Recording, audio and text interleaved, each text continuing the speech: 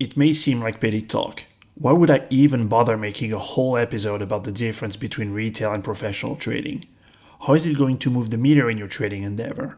And why should you even care? Okay, here's the deal. What if I told you now that the confusion on this very subject causes most people to miss their financial and retirement goals? You want to know why? Stick with me.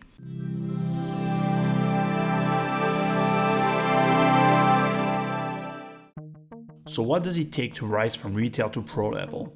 Or alternatively, how can you truly tell a trader or a money manager really are professionals at what they do?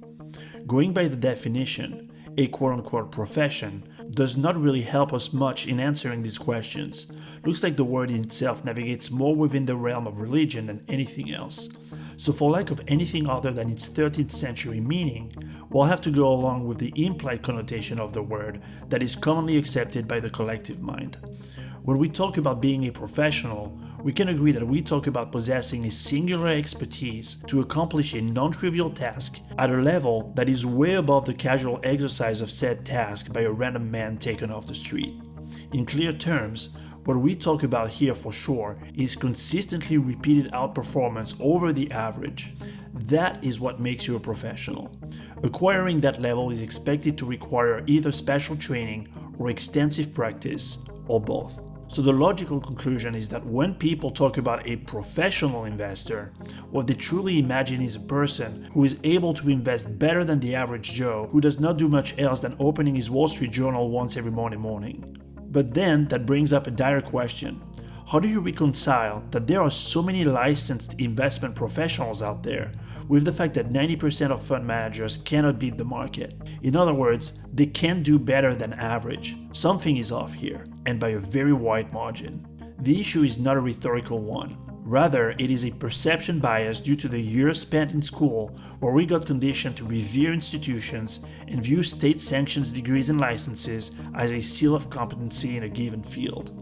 The first problem with that flawed thinking that is being hammered in our brains since a very young age is that it deactivates critical thinking and replaces it with a mindless trust in authority that places it before and above any proof of achievement. The second problem is that it also often does not discriminate at all for competitiveness in the field of exercise. Unfortunately for us traders, applying this thought process to trading combines both, thereby making the assessment of professionalism using common, academically accepted standards particularly warped and irrelevant. In straight terms, how can you expect a so-called investment expert to gain an edge right out of school using conventionally standardized knowledge, when what you need to outperform like a true professional is that very edge which by definition is not shared with anyone? Wrap your mind around that paradox for a second.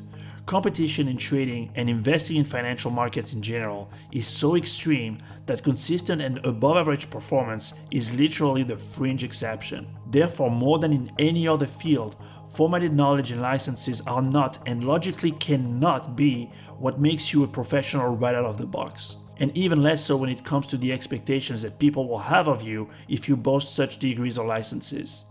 When these very prejudices are unraveled, you realize that the true divide between retail and professionals is not so cut and dry as a mere diploma, and that the drastic nuance resides not between retail and professionals according to their status, but rather between those that comprise straight retail and licensed wannabe professionals on one hand versus those practical experts with or without licenses on the other. In that way, it can be inferred that even though all practical experts are de facto professionals, not all licensed corporate traders, fund managers, and advisors are necessarily so. In fact, very few of them are, because the vast majority still indeed cannot perform better than retail when put in front of a bare-bones trading platform. And yet, only that last group is allowed to take your money and invest it for you. Are you shocked yet? Let's keep going. So what exactly is a practical expert? And what could possibly make a random guy as well as that licensed corporate man an actual pro? To answer that question, we have to get rid of any prejudice and go right back down to the very basics of what expertise actually implies, which is, as we saw, the possession of a specialized and exceptional ability to perform a given activity. In our case with trading, that means nothing else but being able to pick investments in a timely manner with above average accuracy. It comes that in order to be able to claim the title of investment professional, that very skill has to be further translated as follows. It is the consistent ability to gauge investments and act upon them in a process that will generate a higher expectancy as defined by risk-adjusted returns than an index fund, which is the market, or what your clients could do themselves. Only then can you claim to be a professional and can you justify your fees in case you trade for others, but not until. Now, how many true professionals do you think that lives in this field?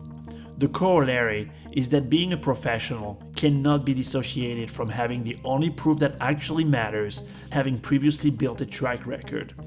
The scary part is when you realize that just about no license that grants you the title of a financial pro and the permit to handle other people's money requires any track record of any sort. In fact, the entire industry is designed to keep would-be professionals from building any track record in a state-sanctioned framework that will allow both genuine authentication and promotion prior to accepting clients. I'm not kidding, it is not required, and certainly not nearly as much as knowing regulations when taking the exams. Imagine that. Now let me ask you, would you get heart surgery with a surgeon who never practiced before? It's unconscionable, right? And yet these standards are the level of credentials being served to you as a client. Next time you talk to your banker or advisor, ask them to see their track record and get ready to either hear crickets or an avalanche of "yeah, but it's not the point" excuses. With registered investment advisors, for example, verified JIPS compliant track records are still totally optional, and extremely few RIAs even bother to go through the hassle of building one. You see, extended track records spanning hundreds of trades and at least 3 years are the holy grail of all credentials. Unlike a license, it is proving your worth the hard way. Why is it so rare? Because it has to come from a personal year, and to build one as something that you do out of ethics, so that outsiders know without a doubt that you are not using your state-sanctioned status to cover up your actual inability to perform your fiduciary duties with expertise. The truth is that if overnight track records were to become mandatory to grant access to the money management industry, just about everyone would lose their licenses. And for the few who have the skills, few would even have the passion and commitment to go this far. By building it with your own funds, you have to dodge the life events, your one-off liquidity needs, regulatory changes, your professional commitments, and you also have to manage how to merge the strategy improvements and ongoing research, all of those in order to maximize the relevance of the proof that you build in the most consistent way possible. I'm telling you guys, building a track record is a daunting task. That's why almost nobody has one. And finally, once done, to add insult to injury, for the few who do have the guts, tenacity, and talent to build that successful track record, you still have to punch through the most massively boneheaded bias in the industry that keeps skewing rankings and misleading everyone, investors and licensees alike. What I refer to is what I dedicated an entire course about earlier on in this series, and for a reason. About what trading performance actually is, and how just about nobody still can get through their thick skulls that returns give zero indication about performance, and that it cannot be conclusive in any way whatsoever to gauge whether a trader so-called beats the market. Now, if you think I'm overblowing the issue, look up funds beating the market in Google. Check out, say, the top 10 results, and let me know if you see the slightest hint of the importance of normalizing returns for risk, like this analysis of the issue right here at the top of search results. See what they clearly state here?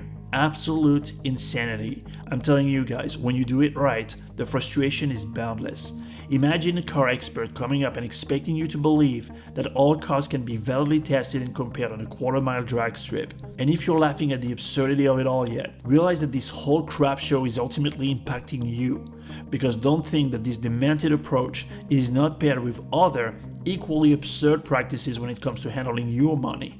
Yet this is the kind of expert advice that you will pay for to organize your retirement allocation with most licensed investment advisors, and people still wonder why they miss their retirement goals. The vast majority of the time, not a blanket statement here of course, but far too often for you not to ignore it. As crazy as it may sound, money managers have no particular skill to justify their fees other than the technical knowledge of the products that they seek to allocate your money with. In other words, beyond that, they cannot invest better than their clients. with better being defined as, once again, timing and allocating investments with a skill that quantifiably improves their return to risk ratio above that of the market and within the confines of a given client's risk aversion. That's it. And to prove my point, I further invite you to ask them how they really are compensated. More often than not, you will find out that apart from their regular advisory fee, most of them do not get rewarded for making you money, but rather to sell you investment products or funds who they get commission or introduction kickbacks out of, whether one-time or ongoing payments. This is particularly true in banks where wide-scale product placement campaigns are often launched, whereby investment reps, those professionals, remember, are financially incentivized to literally stuff their client portfolios and sell, sell, sell. Now you'll be happy to know that this majorly enforced conflict of interest is perfectly fine with regulators as long as there is that disclosure of such kickbacks, whether in the fine print or on the front page. But let's be real here. Banking professionals are assumed by their clients to have their clients' best interests in mind, right? For that very reason, most clients will never deep dive into clauses because they will never see their investment rep for the glorified salesmen that most really are. And the sales culture, ladies and gentlemen, is the widespread industry standard parading as professionalism, not building performance for you. So as we just saw it, wearing a suit and a tie, as well as holding a fancy license, is no foolproof indication of professionalism.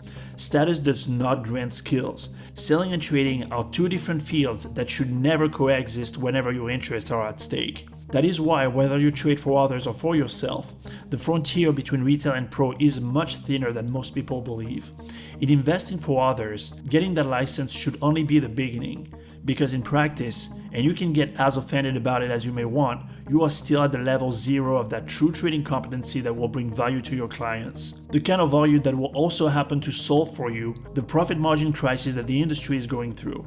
And I'm especially talking to you registered investment advisors out there, who are all complaining about a lack of differentiation and how your fees are tight. Well, no wonder, when you take your status for granted and rely on the sales of the same product as the next competitor to justify your fees, what do you expect? The key here is that before starting in this business, not after, you should develop your own provable edge, build a track record while you still can, and then get your license.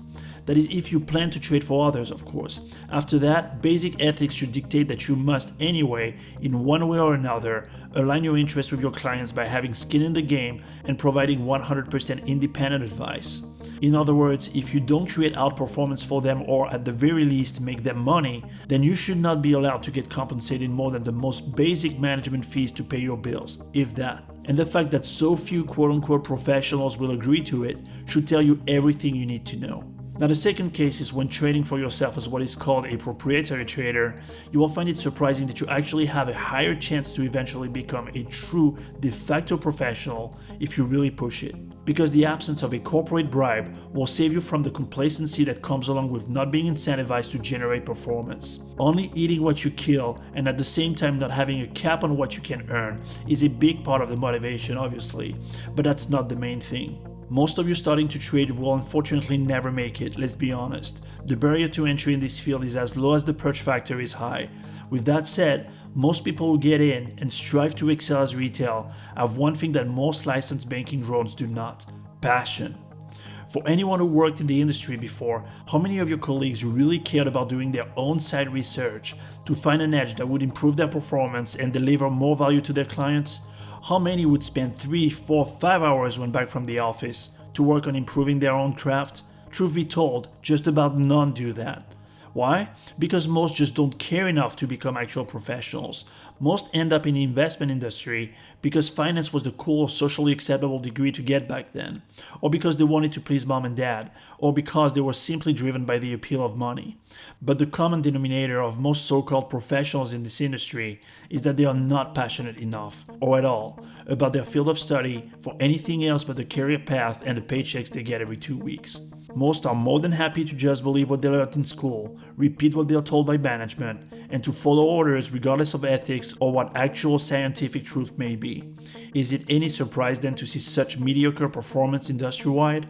But here's the great news for you guys. That sad reality also leaves a wonderful gaping vacuum for the select few motivated retail traders out there to take over and become true professionals. As you can see, becoming a real professional is not reserved to an elite and is certainly not granted by any higher authority but yourself, if you do not plan on taking other people's money to trade, that is. And incidentally, that 13th century definition of profession takes back all of its meaning in that case. That is a wholehearted dedication that borderlines on obsession, an intense focus such that it will have you build real value to bring to the marketplace, a quantifiable edge that will be bankable for yourself or possibly marketable to your future clients if you wish to expand your business, because of your performance results and risk management, the true essence of trading, and not because of sales. Remember, the value of status only lies in other people's perception. The value of a role, however, lies in your own ability to perform in the physical domain.